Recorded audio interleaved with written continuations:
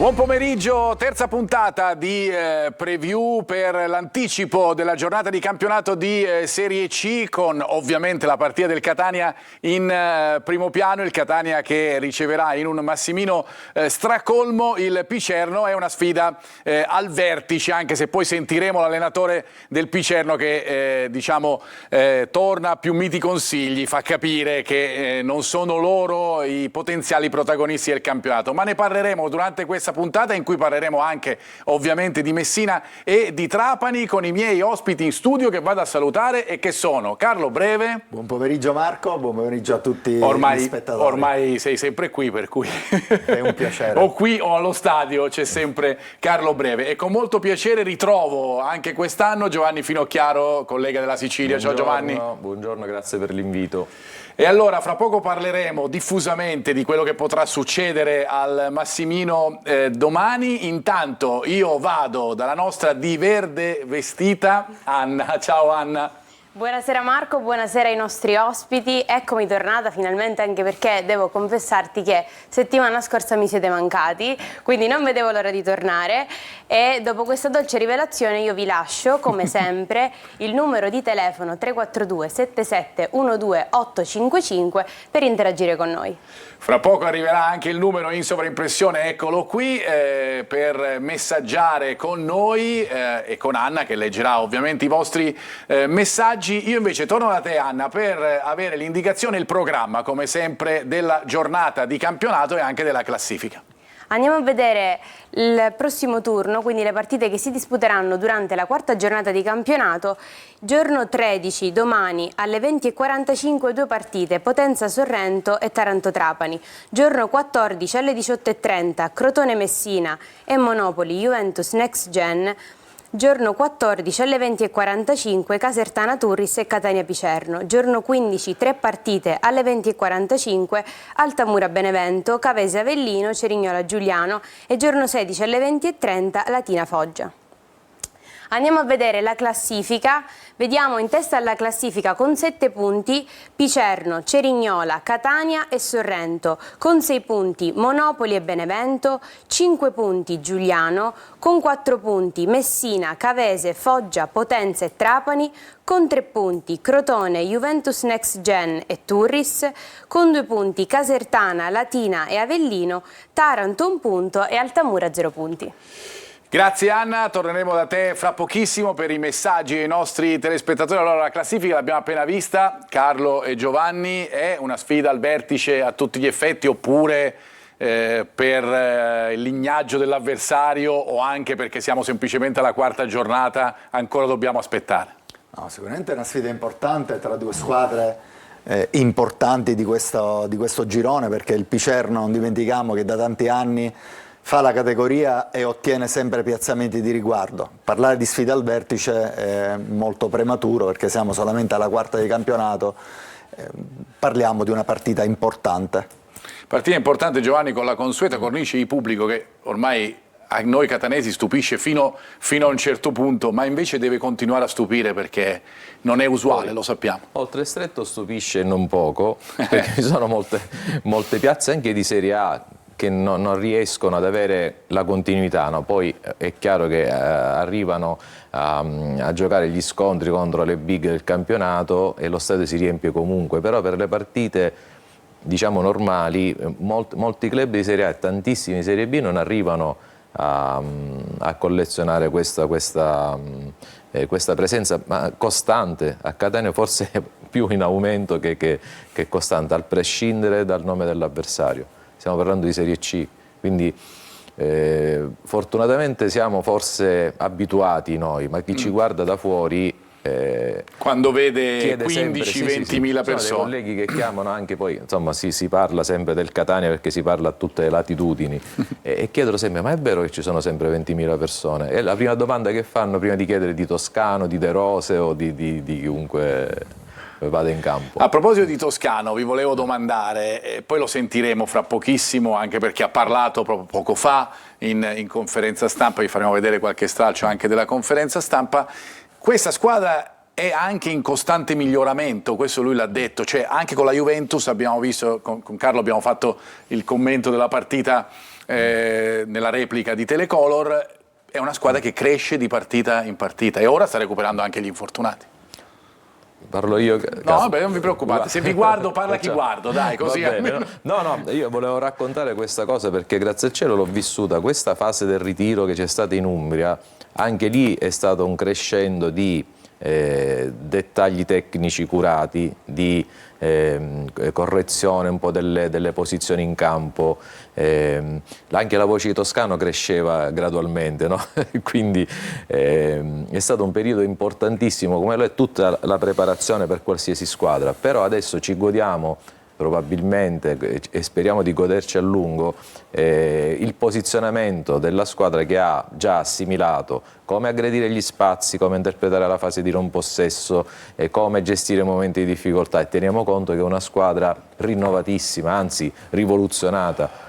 Quindi io non sottovaluterei questo aspetto, perché si può anche partire male, come alcune delle avversarie del Catania hanno fatto, cambiando tantissimo, e invece il Catania ha dato fin dalla Coppa Italia di Serie C col Crotone, sì, Crotone, fa eccezione quella con la Carrarese, perché sappiamo tutti le vicissitudini dei momenti. Però ha dato sempre qualcosa in più man mano che trascorrevano le giornate, quindi questo è la prova provata delle idee chiare che ha Toscano, dell'abilità che ha questo allenatore, ma anche dell'organizzazione che si è data all'interno del gruppo squadra, l'intera società. Parlo del direttore sportivo, parlo di Grella, parlo dello staff medico, parlo del preparatore soprattutto. Ecco. Ho visto io muoversi in maniera omogenea anche fin dal ritiro tutti i personaggi che stanno anche, come dire, nell'ombra, no? Al di fuori di quelli che poi insomma è il campo, il rettangolo di gioco. Carlo? Sì, direi che il Catania sta crescendo, è un processo di crescita, come diceva Toscano, e sicuramente è migliorato dalla prima partita che abbiamo visto contro il Crotone in Coppa Italia, è migliorato nell'intensità, nell'aspetto tecnico, proprio nella qualità tecnica, e anche dal punto di vista tattico. Cambia sempre la fase di non possesso, il Catania fa un pressing di contrapposizione alle squadre avversarie a seconda del sistema di gioco, e quindi ci siamo abituati a vedere l'aspetto tattico del Catania contrapporsi nella fase di non possesso a quello avversario. A tal punto la partita di domani anche sarà uno snodo per capire come andrà a affrontare una squadra che si schiera col 4-2-3-1 che un po' assomiglia al Crotone. Ecco, per cui sotto questo punto di vista sarà un test importante per capire come Toscano intende andare ad affrontare in fase di non possesso questo tipo di sistema di gioco. Allora io direi, chiedo alla regia se possiamo andare a sentire Toscano, la prima clip che abbiamo isolato, per ascoltare un po' quelle che sono le sue parole sulle sensazioni prima della partita con il Picerno. Ascoltiamolo. I dettagli fanno la differenza. Il sapere i punti deboli di un avversario o i punti di forza di un avversario è fondamentale per fare una strategia di gara. Poi sarà il nostro atteggiamento, quello che adotteremo in campo domani a stabilire che partita sarà. Affrontiamo una squadra, il Picerno, che non ha 7 punti per caso, ha un'idea di gioco ben precisa e leggibile, è una squadra che ti sollecita, a differenza del Benevento che ti poteva sollecitare dal punto di vista individuale, loro ti sollecitano per l'interpretazione degli spazi che occupano. Quindi bisogna essere molto concentrati, molto attenti, è il momento che bisogna spingere, stare sul pezzo, non mollare di un centimetro, perché abbiamo intrapreso la strada da percorrere, bisogna spingere sull'acceleratore verso quella direzione. Voglio andare subito da Carlo per parlare di quello che ha detto Toscano, che dice loro, il Picerno, parlando proprio di quello che accennavi tu prima, no? Ci sollecitano sulla base del movimento che fanno di squadra per occupare gli spazi, e lì il centro della partita. Diciamo che il Picerno è una squadra rispetto al Catania diversa, perché è quasi tutta la stessa. Consideriamo che domani potrebbero giocare 10 undicesimi che giocavano l'anno scorso con lo stesso sistema di gioco. Sì. Forse gli manca il punto di riferimento lì davanti, che era Murano, che è un po' come il nostro inglese come caratteristiche. Non hanno una vera e propria prima punta. Potrebbe farla il ragazzino, il loro gioiellino, che è Sant'Arcangelo del 2003, ma ultimamente ha giocato Maiorino insieme a Petito come falso 9, che ha caratteristiche completamente diverse. E queste sono le indicazioni che ci arrivano da lì, ma poi insomma ne parleremo poi durante la trasmissione. Voglio sentire Anna, perché ci sono sicuramente dei messaggi da parte dei nostri telespettatori. Sì, Marco, mi ricollego alla partita Catania-Picerno di domani e ci scrivono: ciao, secondo me col Picerno sarà una partita complicata perché loro sono ben organizzati, soprattutto in difesa. Dobbiamo stare attenti alle loro ripartenze. Ma ci scrivono anche: buonasera, il Picerno ha vinto al momento contro le grandi Avellino e Trapani. Contro il Catania non vincerà, gli avversari tremeranno davanti ai 20.000. Forza Catania, Luca e Caterina. Tremeranno? Tremeranno? E io questo credo. Io spero di sì. Non credo che tremeranno, perché è una squadra abituata ormai da tanti anni a essere nell'elite del campionato di Lega Pro. Hanno fatto sempre i playoff, hanno raggiunto posizioni importanti, sono arrivati anche ai terzi. L'anno scorso per lunga parte del torneo sono stati la vera antagonista alla Juve Stabia, e quindi una squadra rodata che ha mantenuto quell'organico, ha forse perso Murano, che sicuramente è un grandissimo attaccante, però ha aggiunto la solidità, la voglia di far bene che ha questo gruppo. Il direttore sportivo è veramente molto bravo, Greco ha fatto un lavoro eccezionale in questi anni. Allora, se il Massimino può far tremare gli avversari, lo chiediamo a uno che Giovanni Finocchiaro conosce molto bene e che sa che cosa vuol dire per i giocatori del Catania giocare al Massimino e anche per gli avversari affrontare il Catania. Sto parlando di Beppe Baronchelli, il ex capitano del Catania. Mi dicono dalla regia che al momento non c'è ancora il collegamento, lo vedevo prima, ma vabbè, lo ripristiniamo subito. Allora lo chiedo a Giovanni. Questa è una situazione importante, no? Di tremare davanti al pubblico del Massimino. Concordo con quello che dice Carlo, però nei momenti difficili, quando poi la partita è in bilico, è chiaro che il pubblico fa la differenza e non tutti i giocatori, soprattutto chi è in difficoltà, o la fase di non possesso, il giocatore che davanti alla porta viene costantemente fermato, potrebbe anche subentrare, come dire, una sorta di timore reverenziale, perché al Massimino tremavano anche le squadre di Serie A. Poi è vero che il Picerno è organizzato, è rodato in Serie C, ha affrontato qualsiasi avversario, ma nei momenti, io sono convinto che nei momenti topici della partita la spinta del pubblico può spostare anche leggermente, se non in maniera sostanziale, l'equilibrio del match. Esatto, la spinta, Giovanni, la spinta anche verso il Catania. Sì, assolutamente. Perché i giocatori del Catania potrebbero avere una spinta forte dal Massimino e l'hanno avuta, sia quando hanno attaccato forte il Benevento, sia quando negli ultimi 20 minuti hanno sofferto, e ha sofferto il pubblico, ha sofferto la squadra, ma tutti insieme. Così come ha detto in conferenza stampa Toscano, dovranno essere bravi loro a riempire lo stadio fino all'ultimo posto, e mi è piaciuta questa dichiarazione di Toscano. Andiamo da Beppe Baronchelli. Ciao Beppe, buon pomeriggio, ben trovato.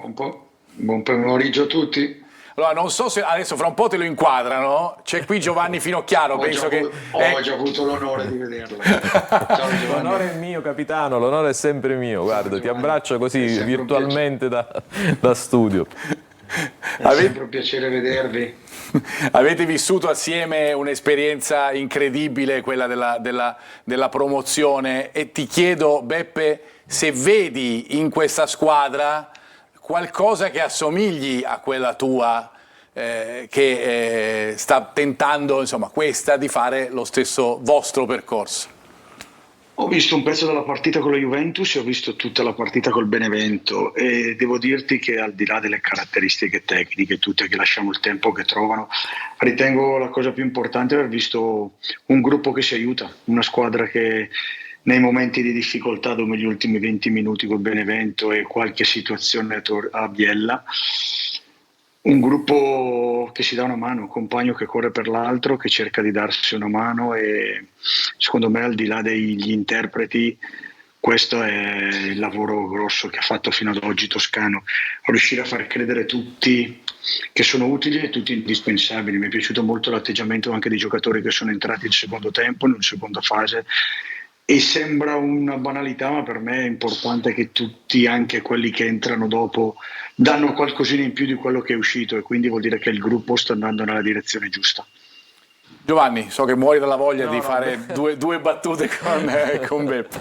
No, vabbè, ricordi, io lo chiamo sempre capitano perché che è stato capitano del Capisco. Catania come lui, la fascia non la perde mai, questo va veramente. Poi i capitani poi onore e merito, voglio chiedere qualcosa. Poi qualcuno magari è passato di moda, ma lui no, mai. No, ti chiedo, ho questa curiosità, la tua considerazione nei confronti di un allenatore come Toscano che è riuscito subito a inquadrare il gruppo. Prima parlavamo proprio di questo, no? Che è un gruppo nuovo, però sembra che già giochi quasi a memoria, ha tanti margini di miglioramento, però l'avvio è stato bene augurante. Ecco, un allenatore come Toscano come incide all'interno dello spogliatoio? Lasciamo perdere poi sì la tattica, la tecnica, però quanto conta all'interno di uno spogliatoio? Ma il suo curriculum e le sue caratteristiche lo dimostrano. In Serie C ha sempre fatto degli ottimi campionati, ha sempre avuto il merito di portare i suoi risultati e le squadre. Gli ultimi 2 anni a Cesena, Regina, anche a Salove ha fatto bene. Un allenatore che non conosco personalmente, però dal sentire dire tutto, e in poco tempo riuscire a creare quel tipo di empatia con la squadra, ma soprattutto non con 11 giocatori, con 20 sembra che abbia questo tipo di empatia. Più giocatori porti ad avere questo tipo di empatia, entrare in un secondo momento e sentirsi determinanti, è già, secondo me, 3/4 di un buon lavoro fatto. Lo vediamo proprio in queste Vedo gli immagini. allenamenti, vedo anche la sua aurea in questo momento. Vediamo queste immagini, ma lo vedi che è un allenatore che sa riempire lo spogliatoio e il campo e essere determinante in allenamento, e questo è importante per la squadra, è fondamentale. Eh sì, è vero, noi l'abbiamo detto con Carlo, no? Mentre facevamo la telecronaca, una faccia del Sud, una faccia da Catania, una faccia di una persona seria che lavora. Persona semplice, diretta, schietta, che non le manda a dire e che si vede che conosce bene il suo mestiere. Quello che è Catania, semplice, esatto. vera e diretta. Se non sei così, è meglio che te ne vai. Esatto, bravo. E per quello che Baronchelli è rimasto nel cuore dei tifosi del Catania, perché è semplice, vero e diretto anche lui. A proposito, Beppe, ti volevo chiedere, c'è un capitano del Catania attuale che ha qualcosa che ci ricorda un po' te, vabbè, a parte i luoghi di nascita e la fascia da capitano, ma è un giocatore di cui si dice un gran bene. Volevo capire tu che idea avevi e che sensazione hai riguardo a Castellini. Guarda, è una storia talmente particolare di questo ragazzo. Vedo che il Brescia Calcio l'ha scartato in un momento dove, secondo me, nel settore giovanile era il giocatore più forte che c'era. Le dinamiche che avevano perché l'hanno scartato non entro in merito. Dico bravo a Catania, chi l'ha portato a Catania quasi 3 anni fa. Conosco molto bene la famiglia, li conosco, sono a pochi distanza da casa mia. Famiglia seria, persone serie con valori. E per quello che vedo, non conosco il ragazzo personalmente, sono molto contento che abbia la fascia di capitano, che la proprietà abbia scelto di dare la fascia di capitano a lui. In confronto a me c'ha 10 anni di meno di quando sono arrivato io a Catania, quindi ha tanta strada da poter fare e sono convinto che possa fare molto bene per tanti anni a Catania. Sono anche convinto che la proprietà farà di tutto per tenerlo, anche con tutte le voci che sono successe quest'anno, ma se volessimo rinunciare a un giocatore così vorremmo dire che faremmo delle scelte diverse in futuro, ma sono convinto che non sarà così. Sono proprio contento che la fascia capitano gli metterei addosso la maglia numero 6, poi il cerchio si conclude. No, beh, parla sempre come se fosse ancora del Catania. Esatto, no, ma io lo so. Questo già lo so perché insomma anche in altre occasioni. No, ti volevo dire 2 cose al volo. No? Se hai qualche altro vicino di casa, visto che comunque questa strada porta sempre dei talenti, segnalalo al Catania così facciamo il tris, e questa è la prima cosa. 2 ogni generazione, adesso siamo al secondo, aspettiamo il prossimo. Aspettiamo qualche anno. No, ma è un caso, invece la domanda seria, è un caso che la fascia di capitano spesso stia sul braccio di un difensore, perché è capitato con te, è capitato con Castellini, Spesso Ho perso l'ultima parte, Giovanni, non ho sentito, scusami, dico, ho perso un po' è il un segnale. è un caso che la fascia di capitano la indossi spesso un difensore. No, secondo me non è un caso, si trova in tante realtà una cosa del genere. Essendo dietro il portiere, secondo me ha poco spazio per poter parlare con tutti, ma il difensore centrale che comunque dietro vede un po' più il campo perché li ha tutti davanti a sé i compagni, secondo me non è un caso, è un ruolo importante. È chiaro che trovare in quel ruolo il giocatore giusto e con la personalità giusta, trovare tutte queste alchimie insieme non è mai semplice, però per me, per quello che vedo da fuori io, quello che piacerebbe a me, un difensore centrale o comunque uno in quella zona nevralgica, o il centrocampista centrale o il difensore centrale che riesce quasi a coprire tutta la zona di campo e anche i compagni, secondo me è importante.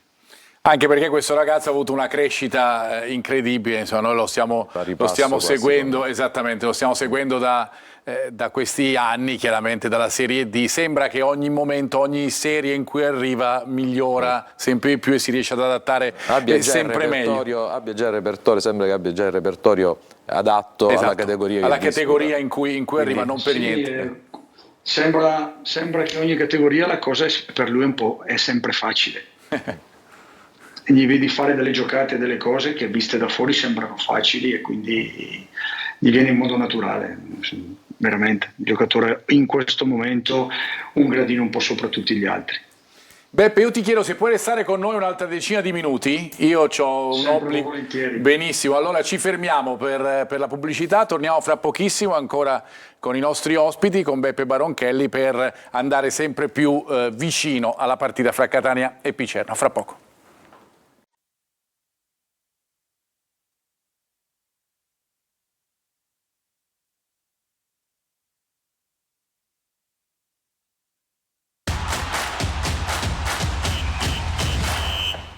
Di nuovo in studio per la nostra preview, l'anteprima legata alla partita del Catania e non solo, ovviamente poi parleremo anche di Messina e di Trapani del campionato di Serie C con i miei ospiti, con Carlo Breve, con Giovanni Finocchiaro e con Beppe Baronchelli che è collegato con noi, fra poco lo dovremo lasciare. Beppe, ti chiedo...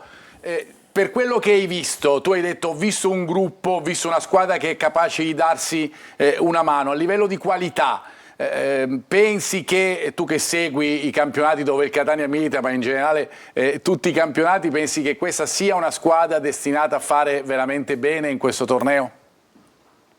Ma sono convinto, sono stati messi insieme giocatori che hanno qualità ma soprattutto hanno gamba per questa categoria e carattere. Oggi stiamo vedendo Sturaro che è un giocatore diverso di quello dell'anno scorso e quindi anche per lui era importante ricalarsi nella realtà al di là della quello che abbiamo visto tutti, il salvataggio sulla linea, però un giocatore che riempie il campo, dà una mano, una sostanza diversa e così riesce ad essere ascoltato e seguito di più dai suoi colleghi che prima, facendo già fatica lui ad essere dentro la partita, non poteva incidere nemmeno sull'importanza di aiutare gli altri. Oggi è un giocatore completamente diverso di Tacchio, ce ne sono dei giocatori oggi che hanno gamba e considerazione per poter fare questa categoria. Sono convinto che la squadra saprà sempre stare in campo e dare una prestazione. Poi è chiaro che nell'arco dell'anno ci saranno momenti di alti e di bassi come abbiamo avuto noi e come hanno avuto tutti, però vedo una squadra abbastanza solida per la categoria che sta facendo.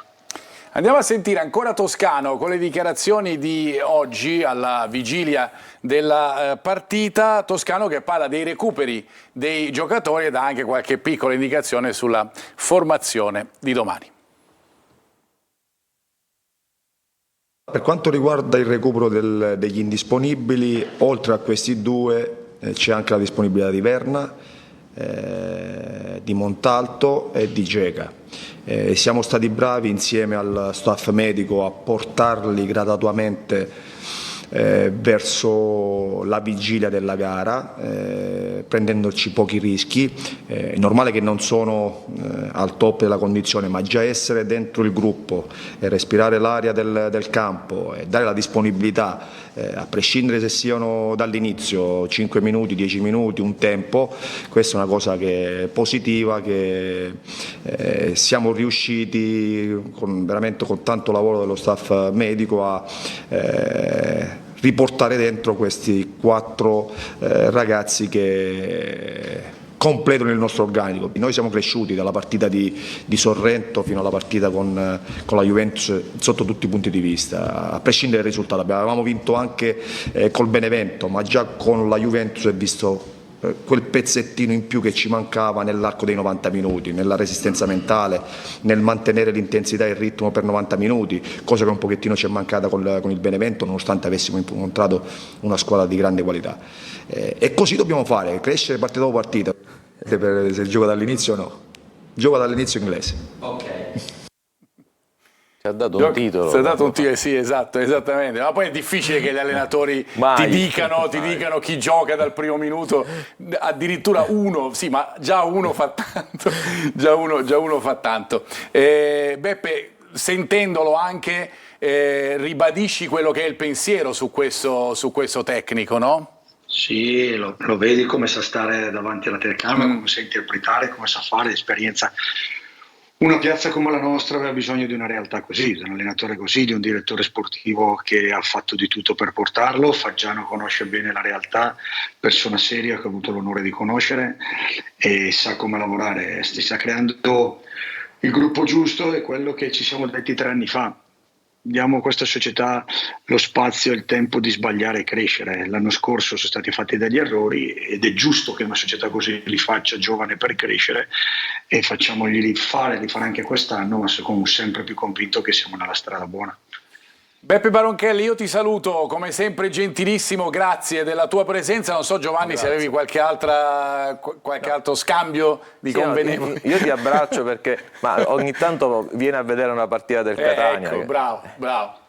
Guarda, penso che al mese di ottobre uno sarò a Catania a vederlo. Ecco. E allora ti aspettiamo qui di presenza, Beppe. Se ce lo fai sapere prima. È un impegno che prendo a venire a vedere una partita allo stadio a ottobre, ero già quasi convinto, mi state convincendo del tutto. Benissimo, va bene.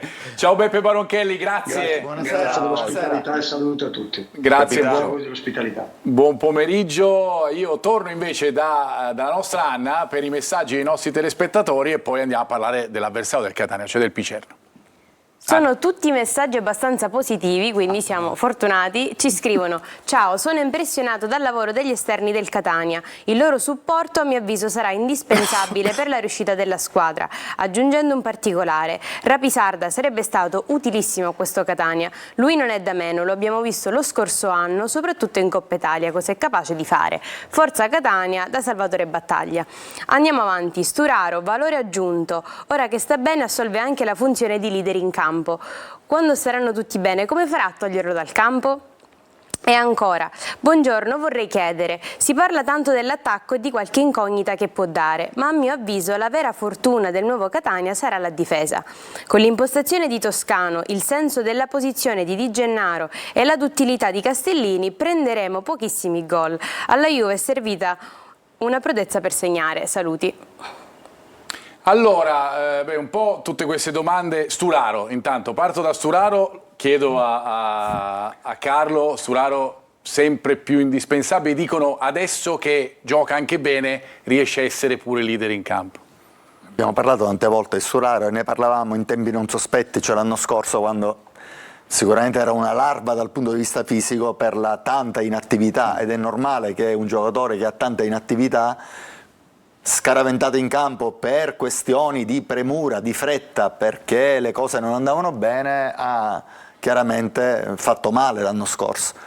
Quest'anno ha avuto tutto il tempo di prepararsi per bene, io credo che si sia preparato anche lui prima della fase di preparazione, e un giocatore con quelle caratteristiche ha bisogno di stare bene fisicamente. Adesso che sta bene fisicamente per ringhiare, è cioè, un valore noi lo diciamo, aggiunto. No? In campo si vede che è proprio è un valore aggiunto. È un valore aggiunto.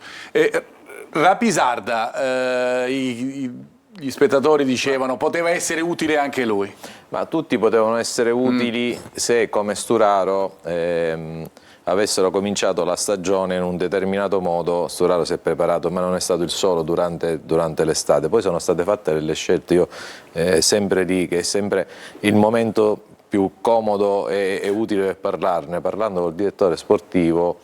ha detto noi faremo delle scelte, ma quelli che vengono scartati non è che non sono da Catania, però vogliamo impostare il gioco, il gruppo in un certo modo. La Pisarda ha dato anche tanto al Catania, ci sono state le partite che come tutti gli altri è stato un po', come dire, deficitario, però ripeto, sono state fatte delle scelte, quindi se parliamo oggi di Rapisarda dovremmo parlare di tanti altri giocatori. Io ovviamente mi rifacevo alla domanda del nostro telespettatore. Che è quello che è, poi come tutti l'anno scorso ha commesso degli errori e quindi diciamo purtroppo anche da catanesi fa parte del passato. Andiamo a introdurre il tema della partita del Massimino, caro Carlo. Intanto vedendo le statistiche a confronto, non ne abbiamo molte ovviamente in questo momento particolare, anche perché sono passate appena 3 giornate di campionato, per cui è difficile dare un senso compiuto dopo 3 giornate di campionato, però le guardiamo assieme attraverso la grafica, perché vi faccio vedere, preparate come sempre dal nostro Gianluca Russo, che saluto, 31esimo il Catania per quanto riguarda i tiri nello specchio. Ovviamente le classifiche che vedete riguardano tutti i gironi della Serie C, che ovviamente non sono in 31 nel girone C della Serie C. 31esimo il Catania col 34% per tiri nello specchio, il Picerno invece è primo con il 50% di tiri fatti che poi finiscono all'interno della porta. E poi i tiri in porta subiti invece 21esimo il Catania, meno, molti meno, solo 29 rispetto al Picerno che ne ha fatti 42. Sono delle statistiche che, come al solito, i numeri spiegano e non spiegano tutto, però possono inquadrare un pochettino già quello che ci aspettiamo al Massimino. Carlo. Sì, diciamo che il Catania rispetto al Picerno si è presentato alla prima partita con un organico proprio ridotto, striminzito, ecco, esatto, diciamo le parole che da 0-0, esatto. Quella partita non si è tirato in porta. Quindi 3 partite, come ben detto poco fa, sono poche per avere dei numeri veritieri, però la realtà è che il Picerno è una squadra che gioca a viso aperto contro tutti e tutte, non ha paura e ha nella batteria di attaccanti, ben compatta dietro, no? Nella Anche. batteria di attaccanti ha tante alternative. Dietro alla stessa difesa dell'anno scorso, identica. Il portiere si alternano, così come l'anno scorso Summa e Merelli. Dietro c'è il terzinotrista e Pagliai, che lo volevano 2 squadre di Serie A 2 anni fa, quest'anno in bilico di andare in Serie B. Gilli e Allegretti sono i 2 difensori centrali storici. Guerra 2 anni fa è stato premiato come miglior terzino sinistro della categoria.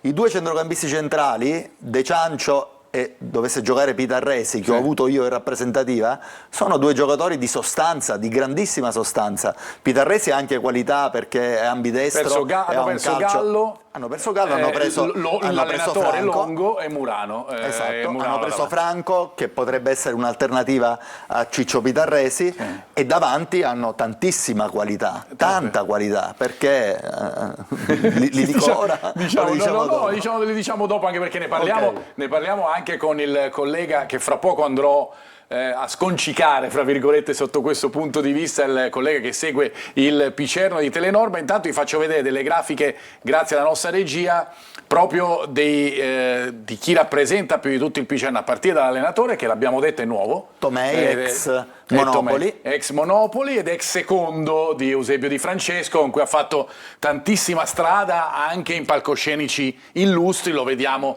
come l'Europa League, la Serie A e la Champions, nasce da lì. Il titolo è da secondo a primo, nel senso che era secondo Di Francesco, ora è primo in classifica. Non è che siamo stati premiato, anche perché l'anno scorso non aveva fatto benissimo a Monopoli, ricordiamo che è vero, premiato da una società attenta come il Picerno. Sicuramente ne conosceva le doti il direttore sportivo greco e lo ha portato in un contesto dove già la squadra giocava un buon calcio l'anno scorso. Vediamo adesso invece il giocatore rappresentativo, diciamo per eccellenza, ecco, fra tanti nomi che Carlo Breve ci ha fatto, eccolo qui, quello di Esposito, è il capitano assoluto e storico di questa squadra, 12 stagioni con il Picerno. Sembra il Castellini Sembra anziano. Anziano, no?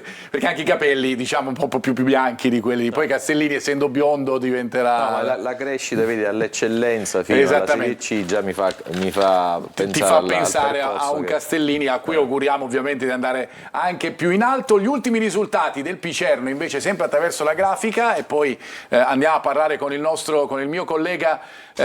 Picerno Avellino 4-1, ce lo ricordava prima i nostri telespettatori, grande inizio di campionato, battute due potenziali big di questo torneo, Trapani Picerno 0-3, Picerno Avellino 4-1.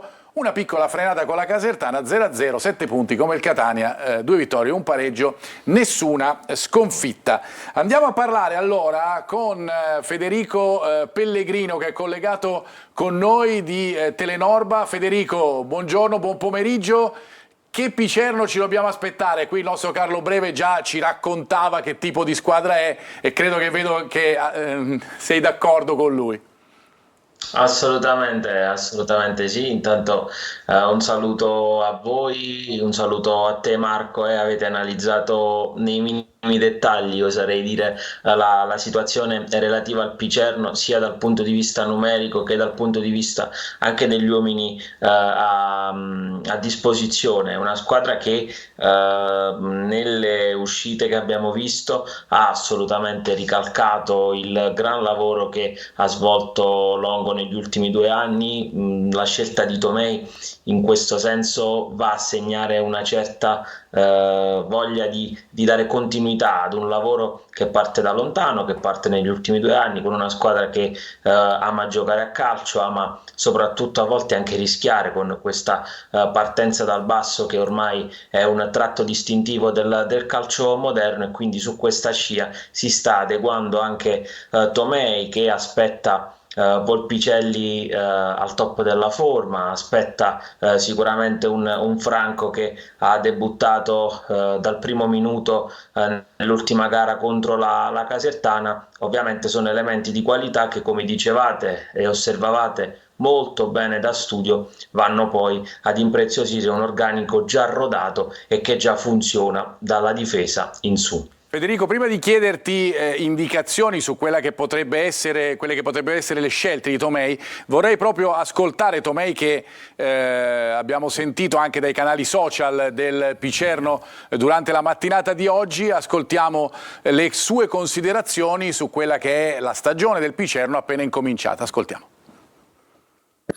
Sarà una partita dura, sarà una partita con una squadra forse più attrezzata del campionato, tra le più attrezzate, uno stadio molto caldo, importante, sarà da stimolo per noi, e mi auguro che ci saranno dei progressi, ma so che il percorso è lungo, quindi piano piano cercheremo di approcciare anche questa partita con la testa giusta.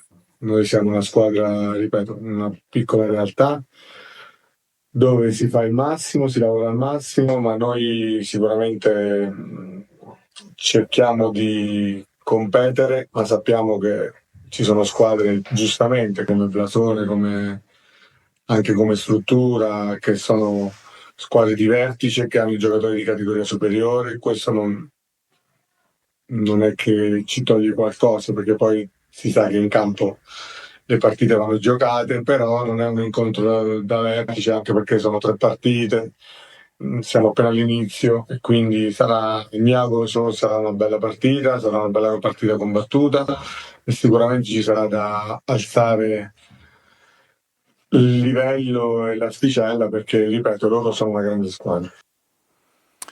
Federico dice loro sono una grande squadra, ovviamente riferendosi al Catania. Un po' abbassa il livello di responsabilità del Picerno, perché è vero che il Picerno non è certamente rappresentante una città come quella di Catania a livello di grandezza, di abitanti e di storia, ma comunque in questo momento è primo in classifica e ha battuto, l'abbiamo detto, Avellino e Trapani in modo abbastanza netto. Beh sì, sicuramente diciamo che questa realtà ormai si è un po' abituata, cioè un po' fatto la bocca ad ostacolare le grandi, perché chiaramente si viene da 2 sesti posti consecutivi, si viene da 2 campionati nei quali la squadra anno per anno è riuscita ad alzare anche il livello delle sue ambizioni, e questo chiaramente certifica un grande lavoro dal punto di vista societario. Però tornando al campo, è chiaro che Tomei deve anche gestire tutta questa euforia che chiaramente proviene dal largo successo contro l'Avellino, dalla vittoria comunque contro il Trapani, che magari non molti si aspettavano, leggendo anche i proclami importanti dello stesso Trapani e dei suoi dirigenti. Quindi è chiaro che poi contro la Casertana la prestazione c'è stata, lo 0-0 non deve essere letto come una frenata, ma deve essere secondo me letto come la continuità che questa squadra deve avere, prima per arrivare prima possibile a quota 43 per salvarsi prima possibile e non soffrire di vertigini, e poi cercare di divertirsi. Diciamo che forse l'obiettivo può essere quello di superare i 60 punti delle ultime 2 stagioni, proiettandoci proprio però molto più in là con i tempi, con i programmi, e prevedendo un campionato che è appena all'inizio.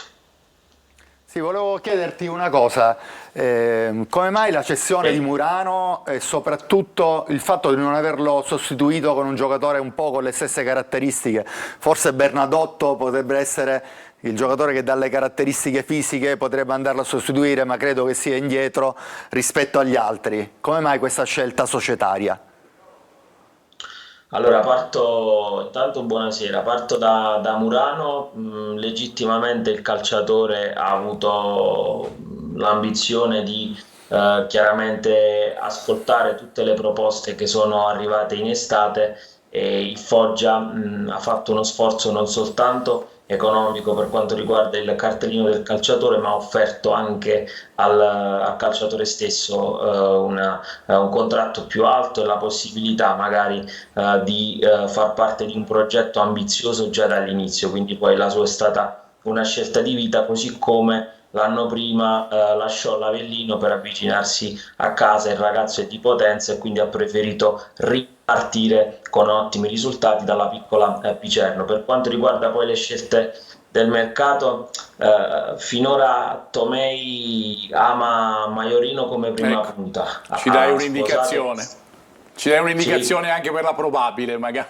Sì, perché lui si è speso direttamente, proprio sollecitato da alcune mie domande a proposito di Volpicelli, e quindi partendo da Volpicelli lui ha dichiarato di amare questa soluzione con Maiorino prima punta, il quale lo scorso anno è stato rallentato, è stato fermato da infortuni nella preparazione estiva che poi ne hanno condizionato la stagione.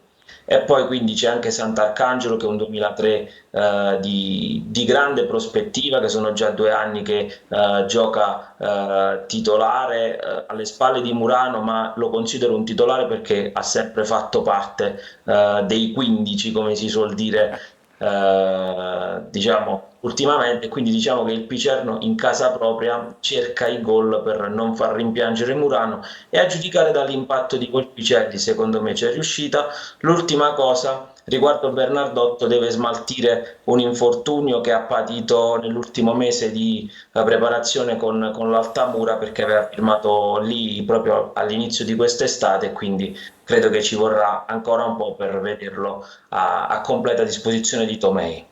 Grazie Federico, buon pomeriggio, buon lavoro, insomma ci risentiremo anche durante la partita di domani, partita importante al Massimino. Ciao Federico, grazie. Buonasera, grazie. Grazie a voi, Ciao. grazie a voi, un abbraccio e buon lavoro, grazie. Allora, traendo spunto da quello che ci ha detto anche il collega, andiamo a vedere un pochettino che cosa fa questo Picerno in campo, sempre con l'aiuto dei tagli che ha preparato per noi Gianluca Russo. Andiamo a vedere prima la fase di non possesso. Il Picerno difende con un blocco squadra, praticamente lo notiamo in questo contesto. Guardate qua come vengono segnalati tutti i giocatori praticamente del Picerno. La partita è contro l'Avellino, 11 sotto la linea del pallone, e questa è una caratteristica proprio della squadra lucana. Andiamo a vedere le prossime 2, poi vi lascio la parola sia a Giovanni che a Carlo, per vedere proprio la stessa situazione, no? In questo caso vediamo in 5 che chiudono la linea di tiro, il tiro però arriva, ma comunque è una squadra che si chiude, una squadra che riesce a restare in un fazzoletto di campo per limitare gli avversari. Carlo e poi Giovanni. Sì, loro si difendono con questo blocco, i 4 difensori e 2 centrocampisti centrali con gli esterni d'attacco che vanno a dare una mano. Lì vediamo come Esposito rientra parecchio basso per andare a contrastare, ecco, il tiro dell'avversario. Quindi sono sempre in zona palla, molto numerosi, lasciando libera la zona debole del campo. Giovanni. Il lato debole. Il fatto che poco fa, mi riferisco ai numeri, no? Credo che abbiano subito un solo gol in 3 partite, poi con avversari di grande importanza, di grande un solo potenziale. gol dall'Avellino alla prima giornata di campionato, poi 3-0 a Trapani e 0-0 con la Casertana. Questo è significativo, così come è significativo il fatto che abbiano il 50% della conclusione nello specchio della porta, quindi al di là della conoscenza, il famoso amalgama che evochiamo ogni di Massimiliana tanto, memoria, però azzeccato, però c'è anche, come dire, l'abilità nel modo di sfruttare certe situazioni, sia nella fase di non possesso ma soprattutto nella fase di conclusione. Il 50% è un numero abbastanza elevato. Sì, lì davanti hanno tantissime soluzioni, perché loro giocano con Esposito che gioca a piede invertito sulla sinistra, e sulla destra hanno una batteria di 3 mancini. Certo. Energe, che è un nuovo acquisto. Napoletano, Vitali, fra parentesi, il cognome sembra di un Vitali che è un non 2002 italiano. interessantissimo, Sì, è vero, rapido, classico mancino, e Volpicelli che è il giocatore un po' più strutturato, un 92, già più esperto, che ha già fatto 3 gol da subentrante, quindi capacità di incidere a partita in corso. Un altro mancino, hanno 3 mancini che possono giocare sulla destra insieme ai 2 attaccanti, e che diventano pericolosi insieme agli altri attaccanti che sono appunto, come diceva il collega, Sant'Arcangelo e Petito, che possono giocare da trequartisti, da sottopunta, e Maiorino che è un trequartista classico, a cui piace giocare come falso 9 e che ha nella conclusione in porta veramente destra e sinistro di grandissimo pregio, di grandissima fattura. Uno che vede la porta, ha già fatto una doppietta, giocatore importante Maiorino, che se è in giornata storicamente può diventare importante determinante per la Serie C. Andiamo a vedere come attacca, a proposito, il Piceno. Dicevamo di una squadra che sta dietro la linea della palla per quanto riguarda la difesa, ma che premia gli inserimenti in attacco. Questa è una situazione in cui è arrivato il gol di Pagliai. Vabbè, insomma, il portiere... Sì, di Pagliai abbiamo parlato, uomo mercato, ragazzo del 2003, quindi ragazzo che 2002, scusate, ragazzo che è stato richiesto da società di Serie A, il Cagliari e l'Empoli lo avevano seguito e poteva andare a Bari l'anno scorso, insomma un ragazzo che ha mercato. Stiamo parlando di un giocatore di mercato, sì, e di prospettiva, che va a fare questo inserimento. Ripetiamo, l'intervento del portiere è sicuramente rivedibile, però questa è una caratteristica, come ci ha segnalato il nostro Gianluca Russo, che ritroviamo ad esempio andando a vedere anche la clip successiva. Ecco qua, guardate, l'inserimento da dietro mentre si sviluppa la ripartenza, che viene premiato anche in questa circostanza, e arriva il gol del 3-0 firmato Volpicelli con l'Avellino. Questa è una caratteristica classica della squadra lucana. Sì, attaccano con tanti uomini lì davanti, ma questo è un classico un po' del sistema di gioco, 4-2 bloccati, i 4 difensori molto bloccati con i 2 centrocampisti centrali a schermo e i 4 lì davanti, e i 4 che si muovono e che si inseriscono, alternarsi, inserire e sfruttare i tagli, anche perché i mancini che giocano a piede invertito rientrano sempre dentro il campo e sfruttano l'attacco della profondità o del trequartista o della prima punta, e hanno fatto tanti gol anche così. Vorrei andare a vedere invece, per quanto riguarda il Catania, vi faccio vedere una cosa, perché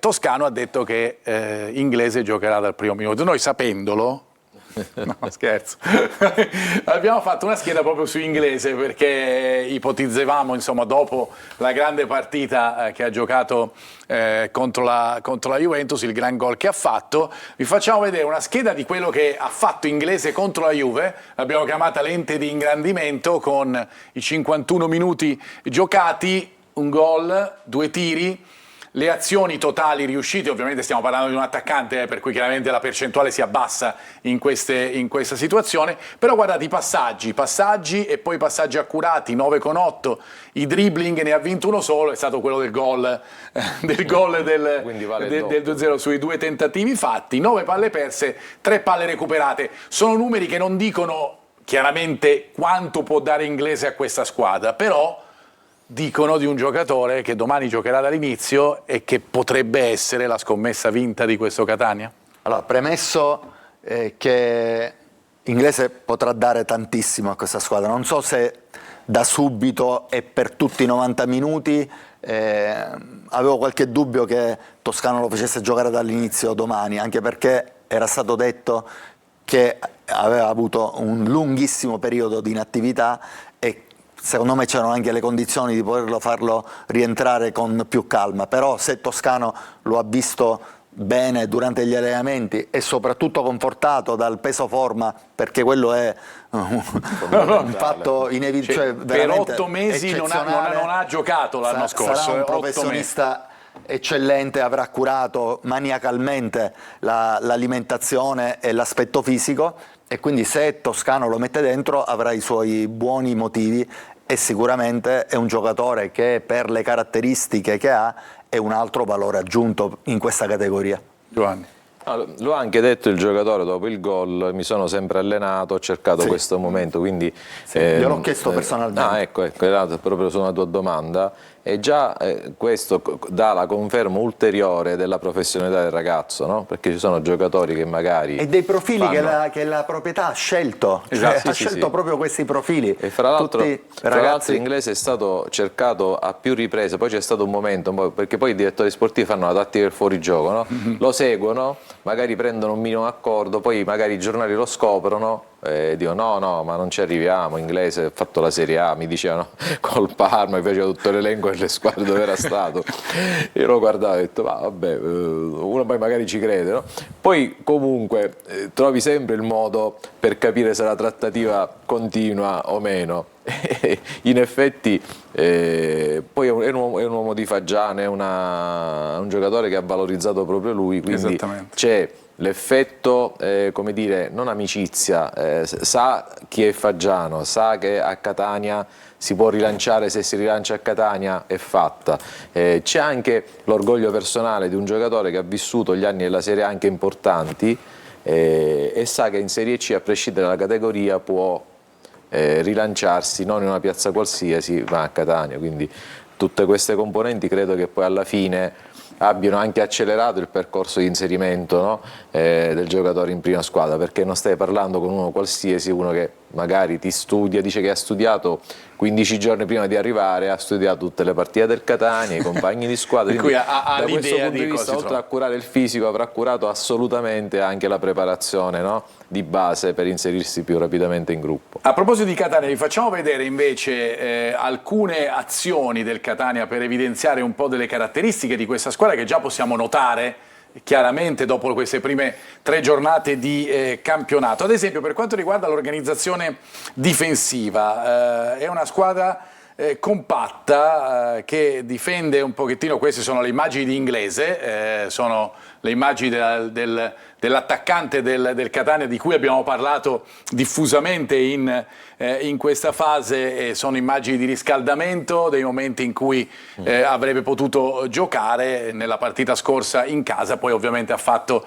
il suo ottimo secondo tempo in casa della Juventus, 51 minuti giocati perché ci sono anche ovviamente quelli di recupero. Andiamo a vedere invece per quanto riguarda il punto tattico l'organizzazione difensiva del Catania. Guardate queste immagini preparate sempre dal nostro Gianluca Russo, la linea compatta fra difesa e centrocampo che costringe poi Palumbo ad andare alla conclusione dalla lunghissima distanza con la parata bella di Beters, ma la sensazione è un po' quella che diceva il nostro telespettatore prima, che le squadre avversarie per trovare il gol devono trovare l'Eurogol, tipo quello di Afenaghian appunto con la Juventus. Carlo sì, Giovanni. È curioso anche vedere qui in questa posizione come De Rose si piazza proprio davanti ai 3 difensori centrali in una posizione un po' da schermo, ecco, e che potrebbe essere ripetuta secondo me nella partita di domani, perché bisogna vedere come deciderà Toscano di andare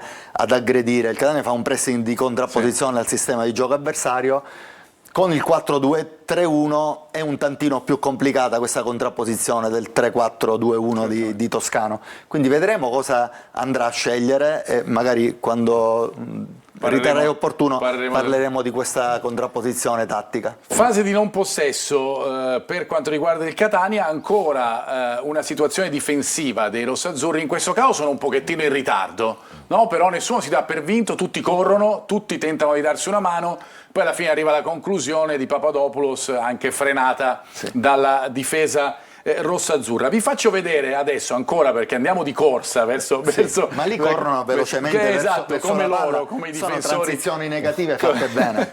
Come i difensori del Catania. Vi facciamo vedere invece la pressione dei rossazzurri, una pressione che porta poi a questa conclusione di Sturaro, una pressione alta della squadra etnea, e poi Sturaro che recupera palla e va al tiro. In questo caso dico, la pressione viene anche agevolata dal sistema di gioco avversario, le due squadre giocavano a specchio e quindi era facile trovare delle coppie.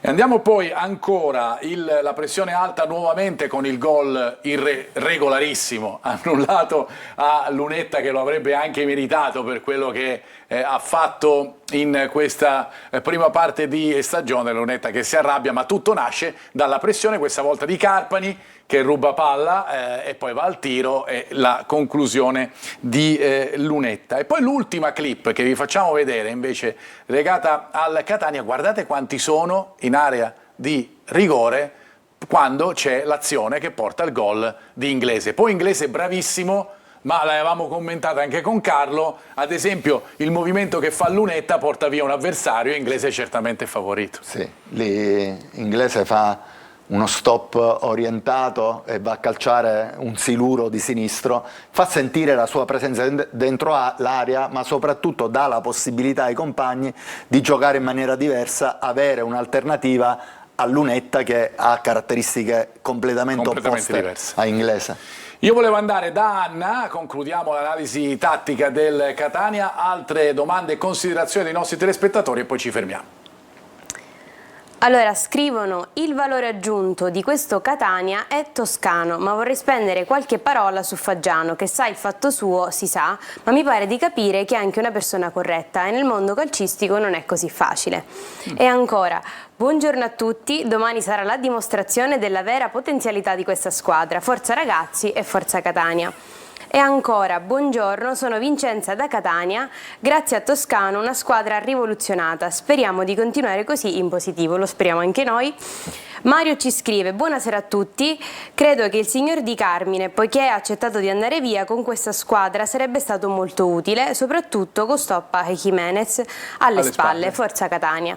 E poi concludo con una domanda per i nostri ospiti. Volevo chiedere a Carlo Breve come cambia il Catania con De Rose al posto di Di Tacchio. Come cambia il Catania con De Rose al posto di Di Tacchio? Se gioca De Rose poi perde, sì, secondo me sì, potrebbe essere una scelta logica, perché quello che ha giocato nelle ultime partite da titolare o è subentrato, ecco. La domanda De Rose è per Di Tacchio, cosa cambia? Cambia la struttura fisica, mi mettete sicuramente. in difficoltà ogni volta perché devo stare attentissimo alle domande. Ti avevo risposto perde il Catania in centimetri, me le appunto di solito. Perde in centimetri il Catania, ma a livello di qualità De Rose ha tanta qualità e conosce a memoria quello che vuole Toscano, quindi non perde in conoscenza, perde sicuramente in struttura fisica in centimetri. Allora Carlo, quando noi vedremo le probabili formazioni poi mi dirai un po' di questa contrapposizione tattica fra Tomei e Toscano, noi invece ci fermiamo, ritorniamo fra pochissimo anche per parlare un pochettino di Messina e di Trapani che vengono da due vittorie importanti. A fra poco.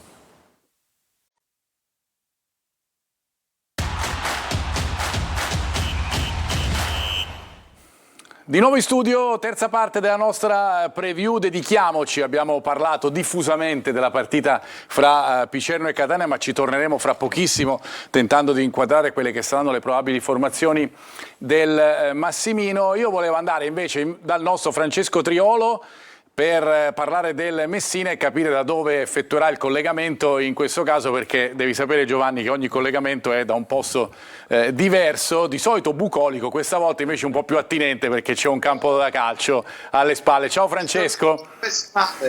Buon pomeriggio, aggiornamento professionale, ci proiettiamo al futuro. Eh sì, vedo bambini alle tue spalle che giocano. C'è il figlio che gioca, che sta facendo da spettatore.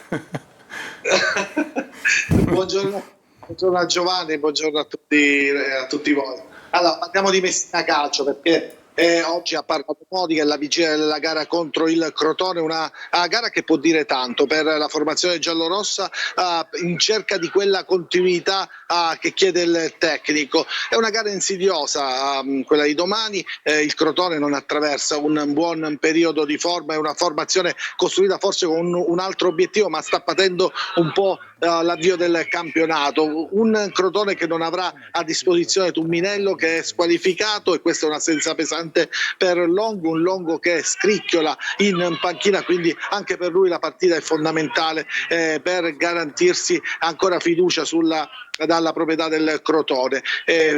Da capire anche Gomez se sarà della partita, e questo inciderà molto anche nella fase di preparazione del Messina. Un Messina che si presenterà carico dalla vittoria ottenuta contro il Taranto, ma soprattutto con una formazione, se vuoi poi la andremo a vedere, che sta cercando proprio continuità. Su questo, Marco, se sei d'accordo, io andrei a sentire subito un minutino di Giacomo Modica stamattina, poco prima della partenza per Crotone e dopo la seduta di rifinitura.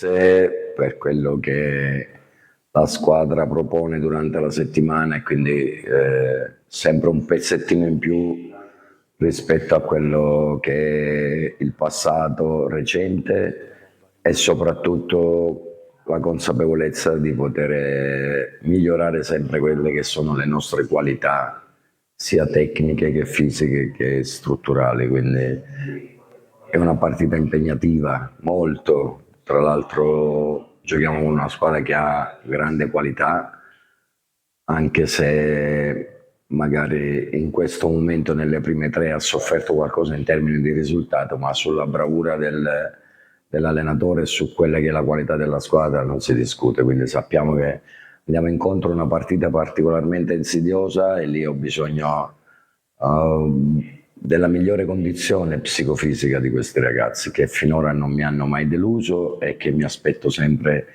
quei progressi necessari che partono sempre da lontano, cioè dal lavoro, dalla settimana, dall'applicazione che mettono, e quella voglia di dimostrare tra di loro quella sana competitività che li porta a livelli, insomma, da poter competere con gli altri.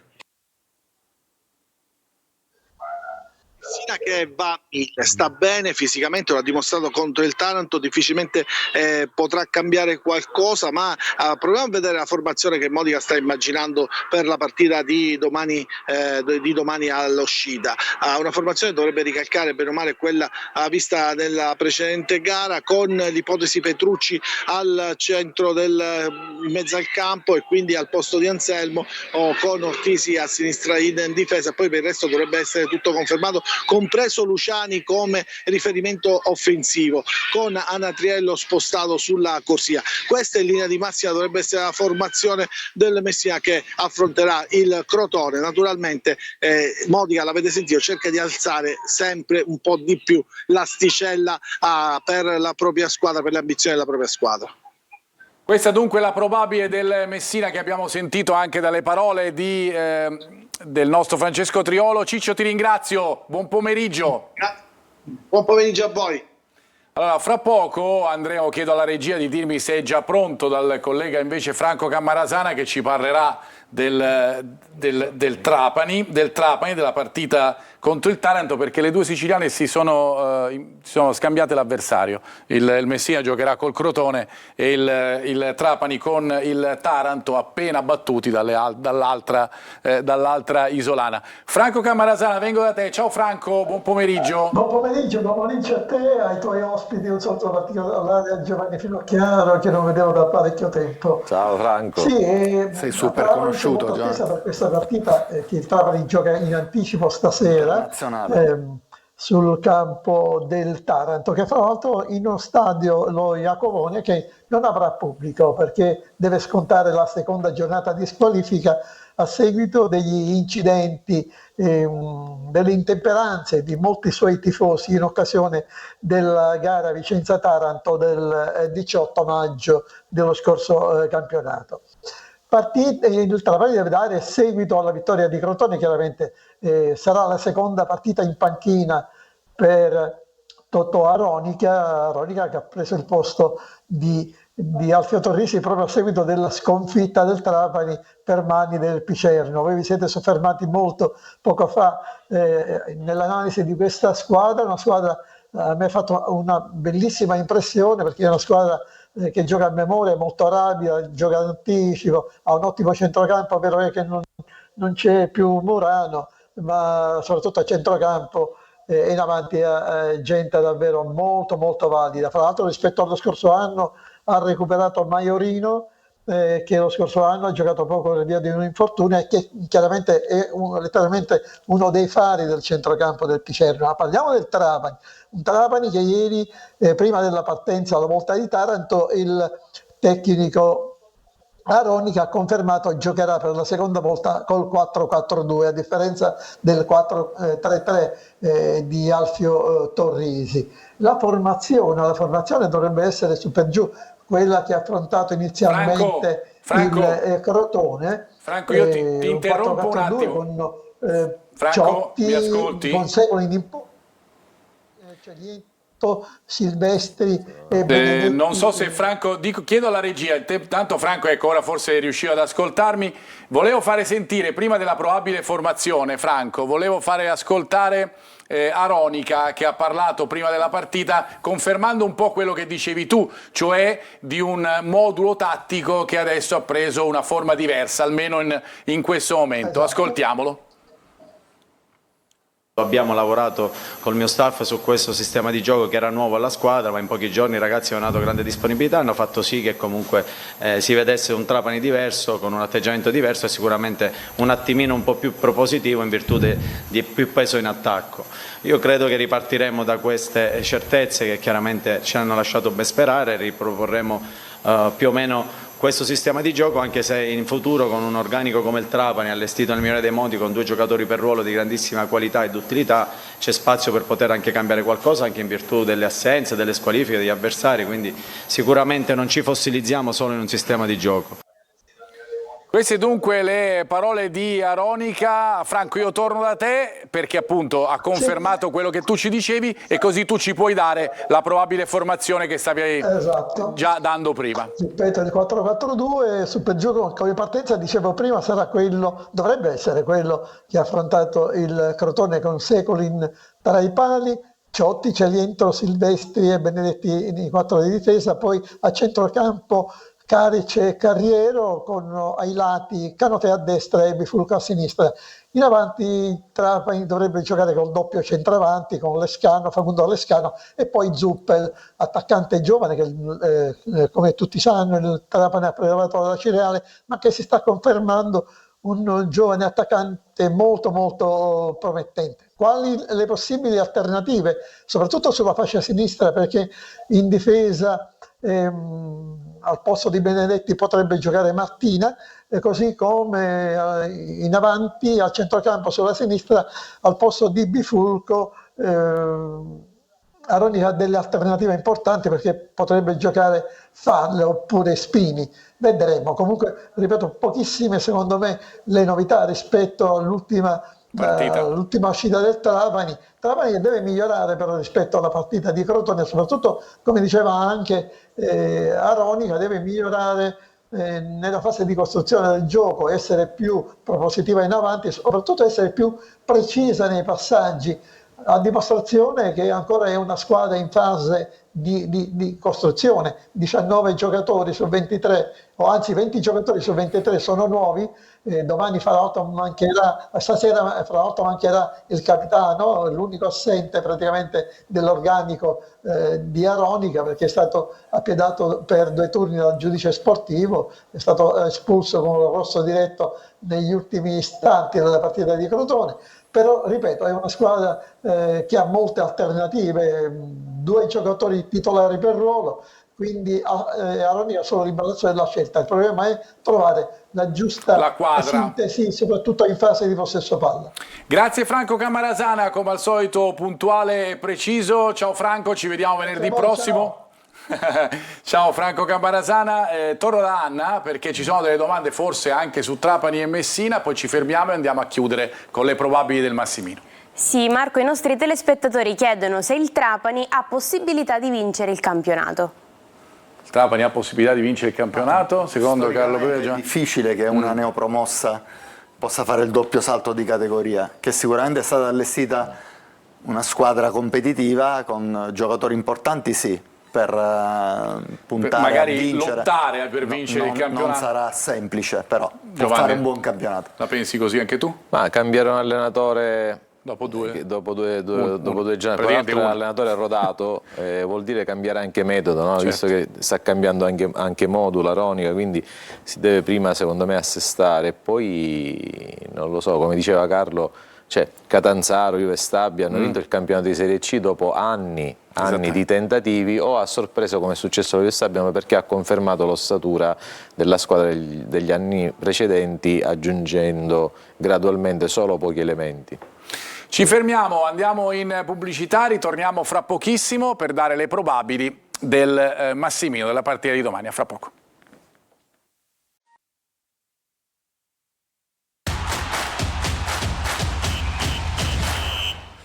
Eccoci qui, in teoria 4 minuti alla fine della trasmissione, ce la facciamo? Non lo so, vabbè, in caso sforiamo proprio lievemente, difficilmente lo facciamo, in questo caso forse sì, però andiamo a vedere quella che è la probabile formazione del Catania.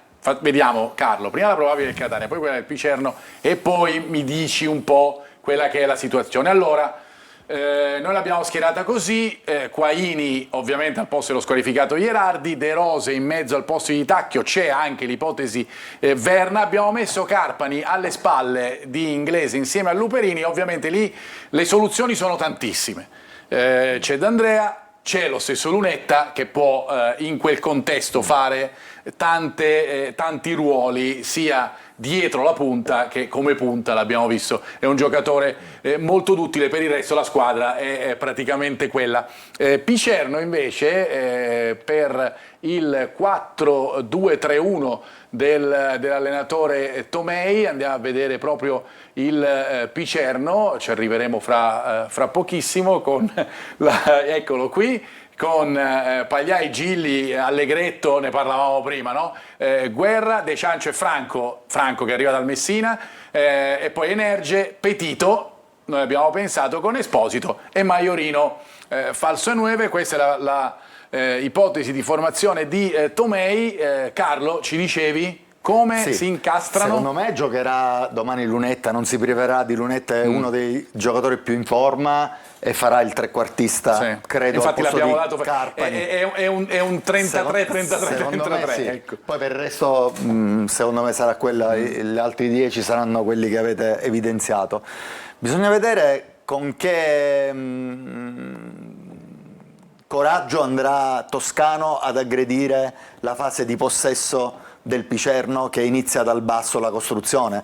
Contro il Crotone, Maliera, che giocava sempre col 4-2-3-1, ma lì era un altro Catania, avevano la consapevolezza i giocatori del Catania di essere in quel momento inferiori ai giocatori del Crotone e li hanno rispettati, abbassandosi con una difesa che ha giocato a 5 e quindi andando ad attaccare i 2 esterni di difesa con i 2 trequarti. Io credo che domani invece possa, per scelta e consapevolezza, di essere in uno step sicuramente avanzato, il Catania se la giocherà alla pari col Picerno, di poter far alzare i due quarti di centrocampo, quindi Anastasio e Guglielmotti, a andare a pressare i due terzini, quindi avrà una contrapposizione di sistema diversa e potrebbe, per fare una parità numerica, alzare o Lunetta o Luperini insieme ad Inglese, quindi parità numerica sui due difensori centrali, e abbassare De Rose sul trequartista, su Petito, in modo che Sturaro e l'altro tra Lunetta e Luperini possono andare a comporre i due centrocampisti che vanno in pressione dei loro due centrocampisti come centrali. dicevi tu, adattarsi all'avversario per così trarne come hanno poi... fatto nelle altre partite. È chiaro, per nelle trarne altre partite poi... il Catania si è schierato contro il 4-3 con un 3-4-1-2, Sì. quindi alzando uno dei due trequartisti insieme alla prima punta e andando a scegliere quindi una contrapposizione di sistema. Potrebbe essere questa, potrebbero essere altre, le vedremo domani. Ricordiamo che a proposito di 3-4-1-2 c'è anche Stoppa, che sotto questo punto di vista può recitare realmente da protagonista proprio alle spalle di due punte vere. Ritorna D'Andrea, Imenez, ritorna Montalto, ritorna Imenez. D'Andrea. La prossima volta avremo ancora più difficoltà per pensare alla formazione, all'ipotesi di formazione. Giovanni Finocchiaro, che partita vedi? Non te lo chiedo tatticamente, ma vedi una squadra che aggredirà subito l'avversario? Ne parlavamo durante la pubblicità proprio con Carlo, è una partita piacevole per chi non soffre, no? Per Dunque chi sta non per noi. per chi non soffre, per gli spettatori che vogliono gustarsi, diciamo. ecco, per i neutrali sì. Però il Catania credo, anzi sono sicuro che c'è la spinta del pubblico, c'è questa imbattibilità che deve continuare, c'è anche questa, come dire, piccola possibilità in più di misurarsi con un'attuale prima in classifica, cioè se dobbiamo andare a trovare tutte le motivazioni del mondo possiamo sfogliare il libro fino all'ultima pagina e c'è sempre due squadre molto aperte che potrebbero fare qualsiasi cosa, però il Catania nella fase di non possesso, volevo dire anche questo brevemente, che ha allenato con più costanza durante l'estate, perché poi perché tu l'hai visto anche durante il ritiro di Assisi. Gli attaccanti aveva solo Popovic a un certo punto della preparazione, ma aveva quasi tutti i difensori, quindi ha in questo momento sviluppato una solidità nella fase di non possesso che non è indifferente. La stessa cosa è il Picerno, perché si conoscono a memoria, quindi sarà una partita tutta da vivere. Partita che sarà invece arbitrata da questi arbitri, Matteo Ubaldi di Roma 1 e poi gli assistenti Giulia Tempestilli, Roma 2, Stefano Franco, ci sarà un Franco assistente, un Franco in campo di Padova, e poi Dario Madonia di Palermo come quarto ufficiale. Chiudiamo facendovi vedere la top 11 di preview per la terza giornata di campionato, ricordando che è una top 11 che non viene stabilita dai voti in classifica o da giudizi particolari, ma dai dati che raccogliamo per ogni singolo ruolo. Un 4-3-3 prefigurato così dal nostro Gianluca Russo, con Summa, Salines, Quaini, Cristallo e Pace. Lì davanti c'è Anatriello, che è stato protagonista nella partita della squadra del Messina, e per quanto riguarda il Catania, appunto abbiamo visto, c'è invece Quaini centrale. Caro Carlo, ti saluto e ti ringrazio. Grazie a te Marco, buona serata a tutti. Ci vediamo domani per la partita, immancabilmente per la partita del Catania al Massimino. Giovanni, con te pure. Grazie. Penso. Facciamo un viaggio insieme. Facciamo un viaggio insieme per andare al Massimino. Io invece saluto e ringrazio come sempre la nostra splendida Anna. Grazie Marco a te, noi ci vediamo venerdì prossimo. Noi ci vediamo venerdì prossimo con Anna, ma con lo sport lo abbiamo già anticipato. L'appuntamento è per domani con il nostro Diretta Stadio, con la partita, i commenti dallo stadio fino alle interviste con i protagonisti, 3 ore live, e poi lunedì, ricordiamo, anteprima Corner e poi l'appuntamento storico con Corner. Noi, come ci ha ricordato Anna, ci vediamo invece venerdì prossimo. Ciao!